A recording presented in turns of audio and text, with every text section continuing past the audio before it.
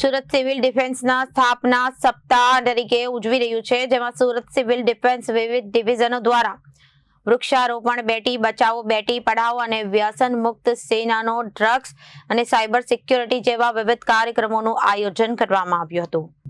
Surat civil defence સ્થાપના સપ્તાહ તરીકે ઉજવી રહ્યું છે, જેમાં સુરત સિવિલ ડિફેન્સના વિવિધ ડિવિઝનો દ્વારા વૃક્ષારોપણ, બેટી બચાવો બેટી પઢાઓ, વ્યસન મુક્તિ, no drugs in cyber security જેવા વિવિધ કાર્યક્રમોનું આયોજન કરવામાં આવ્યું હતું।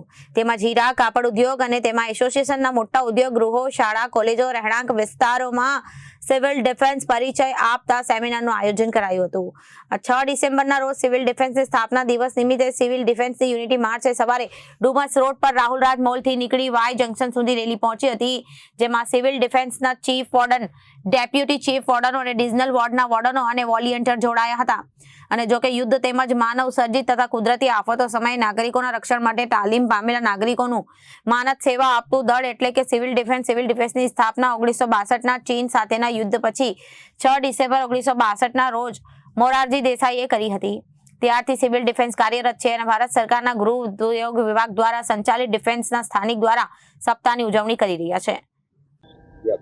Mohammad Naved Shaikh, chief warden, civil defence Surat. આજની આ રેલી ખાસ કરીને સિવિલ ડિફેન્સનો આજે 6 ડિસેમ્બર સ્થાપના દિવસ છે, એટલે સ્થાપના દિવસને અનુલક્ષીને આ રેલીનું આયોજન કરવામાં આવ્યું છે। છેલ્લા એક સપ્તાહથી સિવિલ ડિફેન્સના વિવિધ ડિવિઝનોમાં કાર્યક્રમો ચાલતા હતા અને એ કાર્યક્રમોના ભાગરૂપે આ રેલી અત્રે આયોજિત થઈ રહી છે। 200 જેટલા વોર્ડનો અત્યારે મારી સાથે જોડાયા છે।